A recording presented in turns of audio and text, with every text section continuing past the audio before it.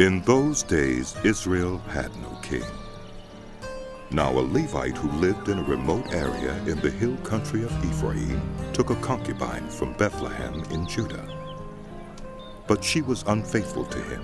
She left him and went back to her parents' home in Bethlehem, Judah. After she had been there 4 months, her husband went to her to persuade her to return. He had with him his servant and 2 donkeys. She took him into her parents' home, and when her father saw him, he gladly welcomed him. His father-in-law, the woman's father, prevailed on him to stay. So he remained with him 3 days, eating and drinking and sleeping there. On the 4th day, they got up early, and he prepared to leave. But the woman's father said to his son-in-law, "Refresh yourself with something to eat, then you can go." So the 2 of them sat down to eat and drink together. Afterward, the woman's father said, "Please, stay tonight and enjoy yourself." And when the man got up to go, his father-in-law persuaded him, so he stayed there that night. On the morning of the 5th day, when he rose to go, the woman's father said, "Refresh yourself. Wait till afternoon." So the 2 of them ate together. Then when the man, with his concubine and his servant, got up to leave, his father-in-law, the woman's father, said, "Now look, it's almost evening. Spend the night here. The day is nearly over. Stay and enjoy yourself. Early tomorrow morning, you can get up and be on your way home." But unwilling to stay another night, the man left and went toward Jebus, that is, Jerusalem, with his 2 saddled donkeys and his concubine. When they were near Jebus and the day was almost gone, the servant said to his master, "Come, let's stop at the city of the Jebusites and spend the night." His master replied, "No, we won't go into any city whose people are not Israelites.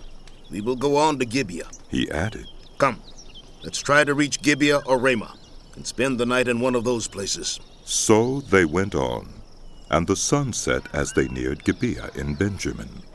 There they stopped to spend the night.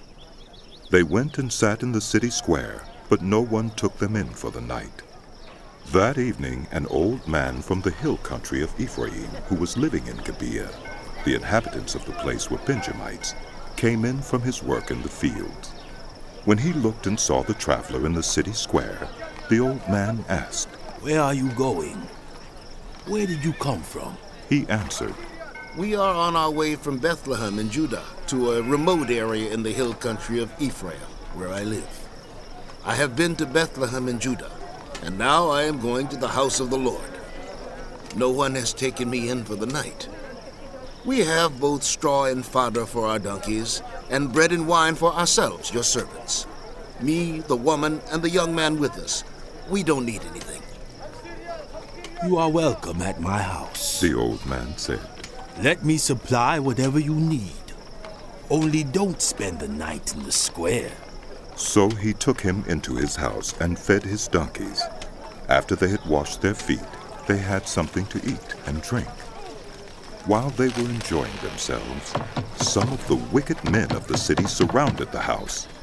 Pounding on the door, they shouted to the old man who owned the house, "Bring out the man who came to your house so we can have sex with him. Open this door." The owner of the house went outside and said to them, "No, my friends, don't be so vile. Since this man is my guest, don't do this outrageous thing. Look, here is my virgin daughter and his concubine. I will bring them out to you now, and you can use them and do to them whatever you wish. But as for this man, don't do such an outrageous thing." But the men would not listen to him. So the man took his concubine and sent her outside to them.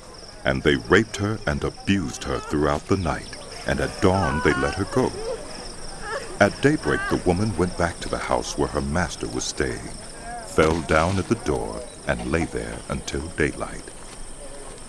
When her master got up in the morning and opened the door of the house and stepped out to continue on his way, there lay his concubine, fallen in the doorway of the house, with her hands on the threshold. He said to her, "Get up. Let's go." But there was no answer. Then he put her on his donkey and set out for home. When he reached home, he took a knife and cut up his concubine limb by limb into 12 parts and sent them into all the areas of Israel. Everyone who saw it said, "Such a thing has never been seen or done, not since the day the Israelites came up out of Egypt." Think about it. Consider it. Tell us what to do.